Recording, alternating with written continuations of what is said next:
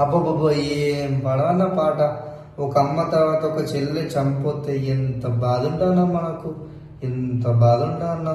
ఈ అన్న బాగా పాడుతున్న పాట ఒక్కసారి విన్నా, బాగుంటే కామెంట్ చేయండి అన్న. ఓ సెల్లెలా, ఓ సెల్లెలా సెల్లెలా, వాడే కావాలంటివే. ఓ సెల్లెలా సెల్లెలా, వాని చేతుల్లో నువ్వు చచ్చిపోతివే.